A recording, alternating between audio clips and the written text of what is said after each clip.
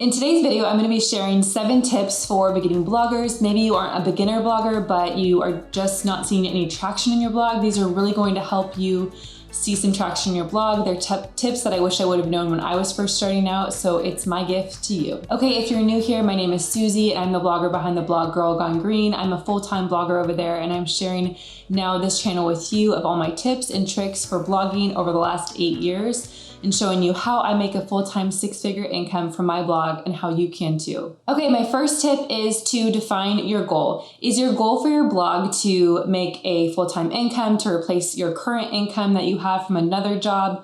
What is the goal with it? Do you want to drive drive traffic to a certain product that you have? Are you a brand or a company that sells something particular and you're really wanting to make it known?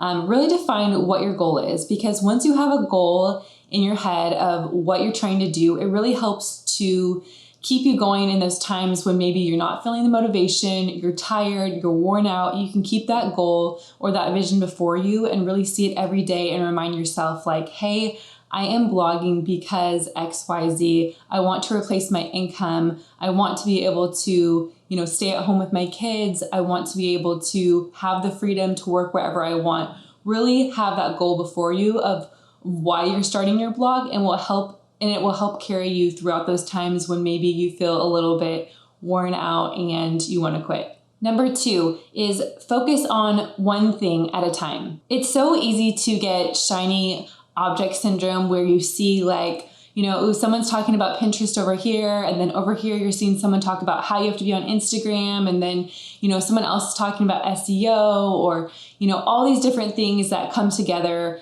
and can be used for blogging. But really what I have seen, and from my own personal experience, is to focus on one thing at a time. Whatever that thing might be, just go all in and focus on that instead of trying to grab at all the things at once. When you try to do that, you're going to end up not focusing on anything and getting nothing done and getting no traction, because you're not actually becoming a master at anything. You're just going to be, subpar, know a little bit of this, a little bit of that, but not really see any traction in any area. So what I would recommend is to really focus on your blog and SEO and content. That is what is going to really give you the most bang for your buck in the beginning when you're first starting out. And that's where you're going to see the most traction and where you're going to start making the most money. If you want that passive income, meaning income where you're not having to constantly grind, not constantly having to work, not trading your time for money, then I really recommend to focus on SEO. Don't go after Instagram, don't go after Pinterest, don't go after all these other things that can be added later on, but really focus in on SEO. That's that one thing.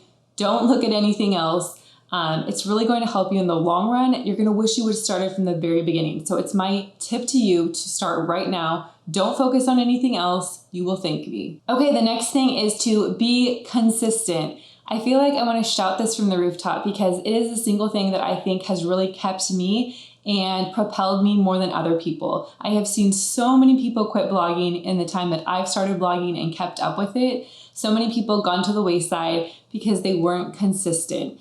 Other things got in the way. They, decided that this was more important than blogging, and they just didn't keep a consistent calendar. What I recommend is to really keep a consistent calendar where you're saying, every week I'm going to blog once a week or twice a week, however many times you can commit to, and just do that. When I first started, my goal was to blog once a week. So every week I told my husband I'm going to blog, and he was my accountability partner, and I would blog every single week, no matter what. I would stay up later if I had to. I would do it during nap times when my baby was sleeping. I didn't have a babysitter. I just had to make time and find time. And I would even tell, on Saturday mornings, my husband would watch our baby. Well, I blogged. I just made it happen. I knew that I had to do that. I had to be consistent in order to see growth in my blog and traction. And I wasn't going to let things get in the way. I wasn't going to, go on a trip. I wasn't going to, maybe I'd have to sacrifice hanging out with someone, because I knew that in order to see growth in my blog, I was going to have to be consistent. So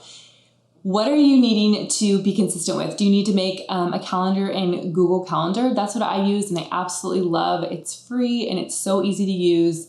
You can move things around really easy. Maybe it's a written calendar. Maybe you do well really, with just writing things down old school, and just know okay, I'm going to do this. I'm going to be consistent. write out your calendar and then write down exactly what you're going to write about each week so that, a month in advance, you know exactly what needs to be done. You know exactly what needs to be written, and you're going to stick to it. Okay, my fourth tip is to not spend more than one day picking out a blog theme. This can really hold people up so much, I found in my experience, even coaching people and helping people with their blog. They get so hung up on their theme and their design and all like the bells and whistles that can go with a website, which is totally great down the line. But when you're first starting out, nobody cares. They don't care. They don't care about your website. You want your blog to look professional and clean for sure, but you do not need all the extras in the beginning. You just want something that's super cheap and can get the job done, because you just want to be consistent and get past the hurdle of setting up all the things that come with a new blog. And a lot of times that can be like the thing that just really, gets people and they get overwhelmed and they quit. So as fast as you can get that up, just get it up and be done with it. I always say the more time you give yourself, the more time you're going to take. So only tell yourself it's going to take a day, and it will only take a day if you allow that. Number 5 is pick a niche or a niche, however you want to call it. I see so many people trying to be, kind of all things to all people. And like the quote says, if you speak to everyone, you're going to speak to no one. So really make sure that you have a niche. Make sure it's dialed in and that you know who you're talking to, who your audience is, what they want to hear about, all the things. Because if you're just speaking to all the things, one day you blog about cooking, and the next day you're blogging about, traveling, and the next day, it just has no rhyme or reason. There's no connectivity. There's no pattern. People aren't really going to know you for anything. They're just going to think, oh, she's, talking about all these kind of things. She's not really an expert in anything. I can't really go to her for anything. Whereas if you really have a niche or a niche, you're really going to be speaking to one target audience, and they're going to know you for something. You're going to be known, and people are going to come to you expecting you to know, all about this topic. Just like for me, I'm all about clean living and clean beauty. People know me for that. They know they can come and ask me questions. That's what I blog about. I don't blog about traveling. I don't blog about other things. So really niche down. I see a lot of people too who want to talk about lifestyle. They want to be a lifestyle blogger. That's a really hard niche to get into, super hard. In fact, it's almost impossible these days because, you really kind of have to be an OG blogger that started from the very, very beginning. And, you've really accumulated all this audience over time. It's something that takes a lot of time. So if you really want to grow quick, niche down. The more niche down you are, the more I found people actually grow so much quicker than, having a broad audience. People are scared a lot of times to niche down because then they feel like they're boxed in, but it actually doesn't box you in. It creates such an open audience because your audience knows exactly who you're talking to, and they, just eat up all your content. So niche down. Okay, the 6th thing is to build an email list. This is something that people can be really intimidated by, but it's not intimidating at all. Once you get into it, you can really just, email your list every single week. Makes it so nice, so easy to speak to your audience instead of relying on Instagram or, the algorithm that can go wonky and then you don't know who you're talking to, or Pinterest or whatever. You're relying on just speaking directly to them. You can get to them directly through their email. It is still the most proven way to get a hold of someone, to speak to them, is through email. So that is one way, is to collect emails from your blog post. Maybe you have an opt-in, which is basically like a freebie that you can give someone, they can download, that can help them on their journey with whatever you're talking about.